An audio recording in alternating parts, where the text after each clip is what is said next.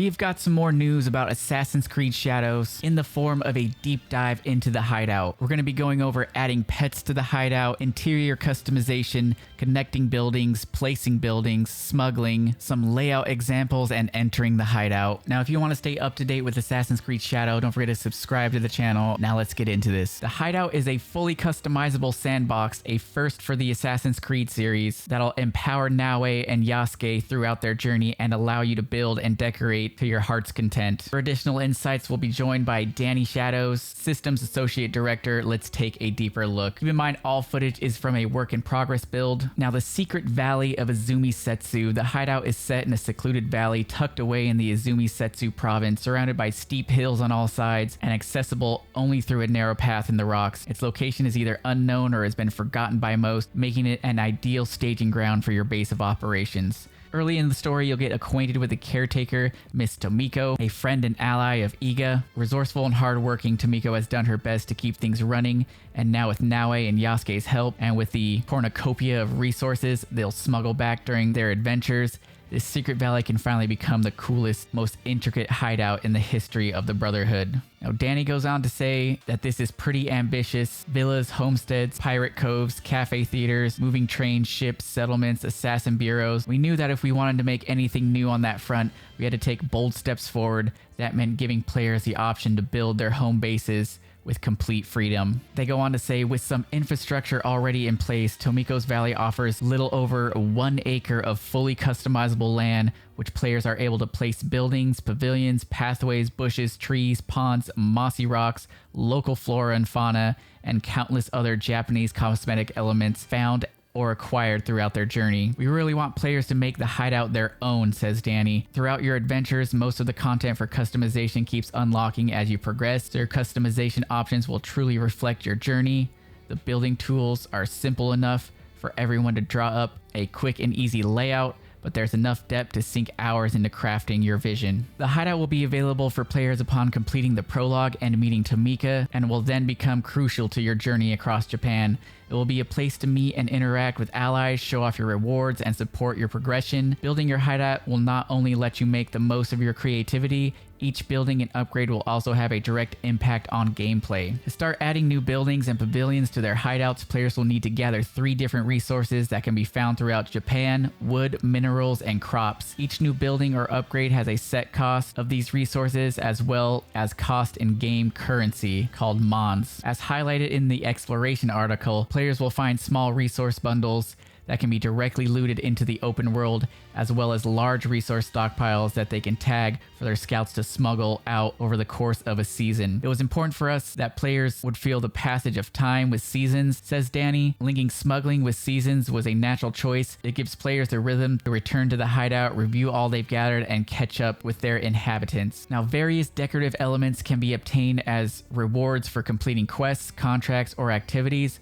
Other elements can be purchased in local merchant stalls or directly looted while skulking the halls of enemy territories. There's also a wide range of animals you can bring to your hideout by performing a sumi painting activity in the world. Exterior elements, that is, objects that can only be placed outside buildings, are organized in subcategories like paths, light sources, fences, and more. Each object or building comes with a specific tile footprint, which can be placed and rotated anywhere on the grid as long as the tiles are free. There are many cosmetics to find, says Danny, from humble garden rocks to large and complex set pieces. Seeing these pop up always get me wondering how I'll use them in my next visit. You never know what might inspire the next renovation. All elements placed by players can be moved and or removed at any point in time, and it's possible to completely overhaul the hideout layout to better fit particular vibe or just try some things out. There are many types of rooms that can be built and placed in the hideout. Each of these room types come with additional functions that facilitate Naue's and Yasuke's progression, and most can be upgraded over time for even better efficiencies. Tomiko's Hiroma. Tomiko's main house and gathering hall is already built when the players first get their hands on the hideout. This building is a cornerstone of the hideout, granting quick access to most of the important functions of the hideout. It can be changed cosmetically, but the Hiroma cannot be moved or removed. The stables unlock the ability to use your scouts for smuggling stockpiles in enemy camps or castles, Doing this will allow you to receive extra resources at the end of a season. You also have access to a forge. The forge unlocks the ability to upgrade your weapons and gear to higher tiers, which is crucial for staying strong as you level up. It also allows you to dismantle unwanted armor and weapons into raw materials, engrave new perks or existing gear, and unlock the transmog feature for customizing your look and weapons, accessible in the inventory menu. The Kakarigga, this unlocks the ability to purchase and claim safe houses around Japan. The safe houses extend the hideout's function to distant areas, as well as unlock safe fast travel points well outside enemy territory. Some features like the regional contract boards can be accessed from here as well. As mentioned in our exploration article, Kakarigga are also great to refill your tools, replenish your scouts, or manage the allies you want to bring on your next missions. You also have a study. The study increases the maximum number of scouts and refines the search zones when scouts locate an object on the world map, optimizing objective investigations. There's also a dojo. The dojo unlocks the ability to train Naue and Yasuke's allies that can be recruited and called in combat, elevating their ranks and increasing the power of each of their unique skills. You also have themed rooms. Other than offering a degree of flair and personalization, themed rooms augment a few important systems and statistics players won't want to miss out on. Adding a Terra, aka an altar, in the hideout boosts the amount of XP players can gain while venturing out into the world, effectively acting as a 10% XP booster. You have a Jinja. Shinto shrines around the world allow players to pray and earn small stat boosts called a boon. For a few minutes, the Jinja's presence in the hideout magnifies the effects of any shrine boon encountered in Japan. The Nando, a kind of barracks for sleeping and storing personal items, makes recalling scouts that have been used less costly, a function that extends to all Kakarigga safe houses. You have a Zashiki. Apart from the cool factor of owning your very own safe room, the Zashiki increases ration efficiency, health restoration for both Naue and Yasuke. You've got a tea room.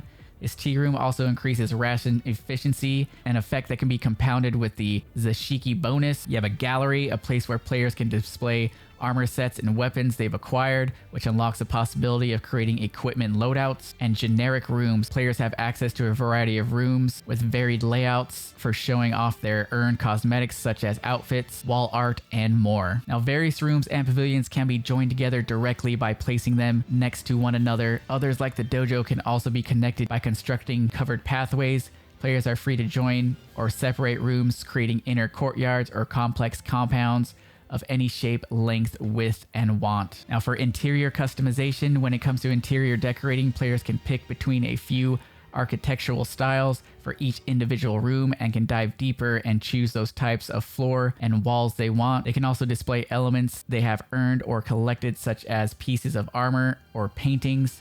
These tools allow for intricate and personal stylings of each individual room. Now, populating with memorable companions. Petting various breeds of cats and dogs around Japan will unlock the ability to place these domesticated animals within the hideout, kittens and puppies included. For a wider selection of animals, the Sumi painting activity outlined in the exploration article will grant players the ability to place certain wild animals in the hideout as well, like baby Shika deer, tanukis, and foxes, to name a few, and players can pet most of them as well. A league of your own. The hideout houses a very limited number of inhabitants at first, but this will rapidly change as the story unfolds and players explore more of the open world. Scouts, blacksmiths, duelists, and other folks from all walks of life can join Naue and Yasuke and Yasuke's cause, each with their own unique backstories and personal hurdles to overcome. Life in the hideout. Once recruited, allies will spend a significant amount of their time in the hideout working, resting, training, and otherwise occupying themselves during their downtime. Building new rooms will diversify the actions that they can perform. Allies with an inclination for martial arts training might spend more time in the dojo, while others with a taste of sake might enjoy spending time in the sashiki. Adding and expanding the hideout's infrastructures create more opportunities for conversation between allies. These conversations and little life moments in the hideout are a lot of fun and truly tie the whole experience together. Altogether, the hideout provides a safe space for both Naue and Yasuke to unwind intertwined between chapters of this grand adventure. Having the allies in one place creates opportunities for character development, says Danny. We gathered the writers from 4 different studios all over the world in a meeting and had them create interactions inspired by questions like, what would happen if these 2 characters suddenly became roommates? I really love all the cool little moments they came up with. It makes the Hideout feel like the beating heart of the league. And that about sums it up for the deep dive into the Hideout and how it works. If you guys want to keep up with Assassin's Creed Shadows, be sure to subscribe to the channel, leave a like if you liked the video, and I'll catch you guys in the next episode.